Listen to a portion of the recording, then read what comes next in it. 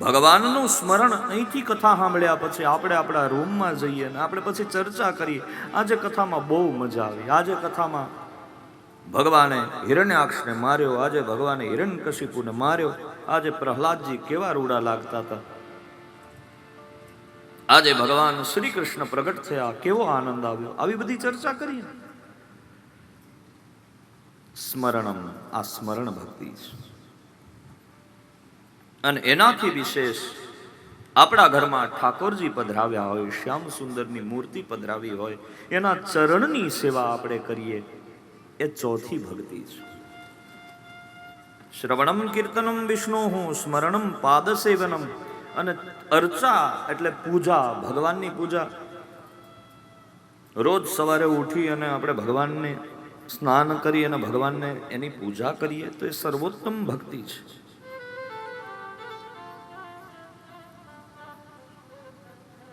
આ વિષમાં જો એ 5 તત્વ ભળી જાય તો એ પચવીશ, તો એ પચે. અને જો પચે તો તું તરીશ. તરવા માટે આટલા સાધનો કરવા જરૂરી છે. એક કારણ એવું બતાવ્યું કે માસીબા પૂતના મને વિષ પાવા આવી છે, પણ વિષ મારાથી પચે નહીં. આ વિષને પચાવવા માટે મારે ભગવાન મહાદેવનો આશ્રય કરવો પડે. આ મહાદેવને યાદ કરવા માટે ભગવાન શ્રી હરિને યાદ કરતા કરતા ભગવાન મહાદેવને કહે છે, ભગવાન આ વિષને પચાવવાનું સામર્થ્ય મારી અંદર નથી, આ વિષ તું સંભાળી લેજે. ભગવાન મહાદેવ કે વાંધો નહીં, સંભાળી લઈશ.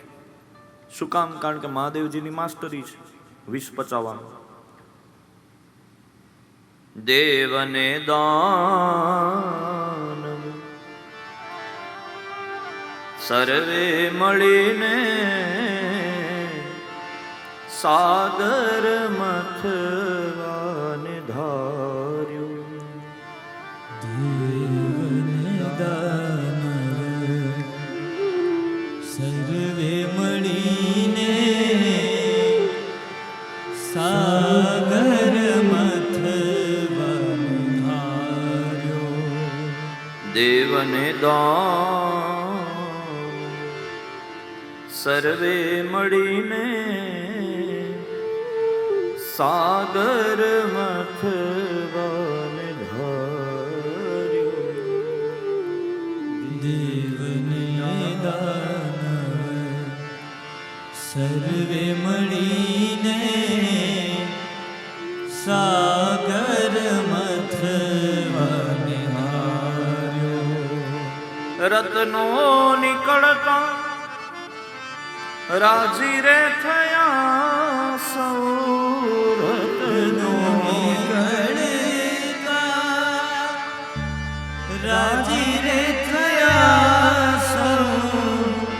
અને કહેતા કે ભાગ અમારો રે સદા શિવ આશરો એક તમારો. સદા શિવ આશરો એક તમારો. ભોલેનાથ આશરો એક તમારો. ભોલેનાથ આશરો એક તમારો. સમુદ્ર મંથન થતું હતું. દેવતાઓ અને દાનવો બધા પરસ્પર હામ હામે. મંદરાચલ પર્વતનો રવાયો વાસુકી નાગના નેત્રા. બોલો નારાયણ. યાદ રાખજો, આ ધરતીને ટકાવવામાં ભૂમિ, કુર્મ અને અનંત આ ત્રણેયનો હરખો ભાગ છે. આ ધરતીને ધારણ કરવામાં શેષનું પણ એટલું કામ છે. કુર્મ નું પણ એટલું જ કામ છે. અને અનંત ચાસ્મી નાગા નામ. આપણે ત્યાં નાગયોની અને સર્પયોની. સર્પ અલગ છે, નાગ અલગ છે, થોડો ભેદ છે.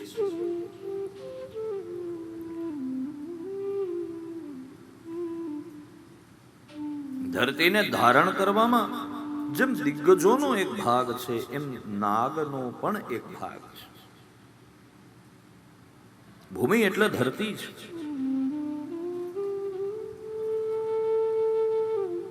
કુર્મ એટલે કાચબો છે અને અનંત એટલે નાગ છે. એનું પ્રમાણ સૂર્ય મંદિર આપણા ગુજરાતમાં મોઢેરામાં છે, પણ કોણાર્કનું સૂર્ય મંદિર જ્યારે બન્યું ત્યારે રાજાએ બધા ઋષિઓને બ્રાહ્મણોને એવું કહ્યું, એવું મંદિર બનાવો જે વિશ્વના પટ્ટામાં કોઈ પાસે ન હોય. ભારતીય મંદિર વાસ્તુ વિજ્ઞાનનું સર્વોત્કૃષ્ટ એવું મંદિર હોવું જોઈએ કે જે મંદિર હાલતું ચાલતું હોય ને એમાં રથના ઘોડા જોડેલા હોય. અને એ રીતે આયોજન થયું. પણ એક ભૂદેવ હતા, બહુ પવિત્ર ભૂદેવ, વિદ્વાન, મંદિર વાસ્તુ નિષ્ણાંત. એને મુહૂર્ત કર્યું છે. શુભ મુહૂર્ત, ક્ષેમ, કલ્યાણ, આરોગ્ય જોઈ અને ખેરની ખીલી લઈ આવ્યા છે. જમીન ઉપર બેસી ગયા, એક જગ્યા ઉપર ખેરની ખીલી લગાડી છે. ખીલી મારી ઊંડે સુધી ગઈ. પછી કીધું હવે મંદિરનું કામ શરૂ કરો.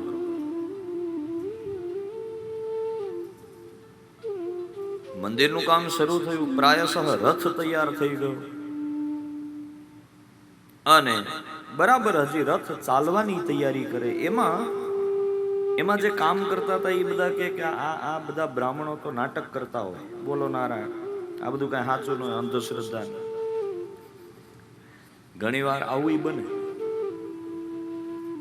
તમારી શક્તિને લોકો ઘણી વાર સાચી ન માને. આવું બને. નથી ઓલા કે આ લાઈટ છે એમાં હું માનતો નથી. આપણે કે ભાઈ આ દીવા બળે છે, આ સાઉન્ડ હાલે છે, આ એસી હાલે છે, લાઈટ વિના હાલે. કે હું ન માનું તો કે એક કામ કર, સ્વિચ પાડ ને હોલ્ડરમાં હાથ નાખ. ઘણા લોકો આવા હોય જે માને ને ન માને એને બહુ મનાવાય નહીં. હું તો એમ કહું, ન માને એને વંદન, પણ સૌની આસ્થા છે, સૌનો વિશ્વાસ છે, કોઈને રોકી ના શકાય. પેલાને શંકા ગઈ કે આ ભૂદેવે જમીનમાં ખીલી શું કામ મારી, અને જોવા માટે ખીલીને બહાર કાઢે છે. જેવી બહાર કાઢી, એ ખીલીના પાયામાં, ખેર લાકડાની ખીલી હતી, એના પાયામાં લોહી જોયું.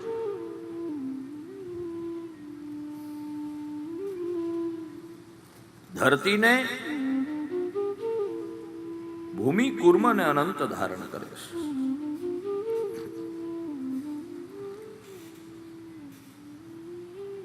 અનંત એટલે શેષ.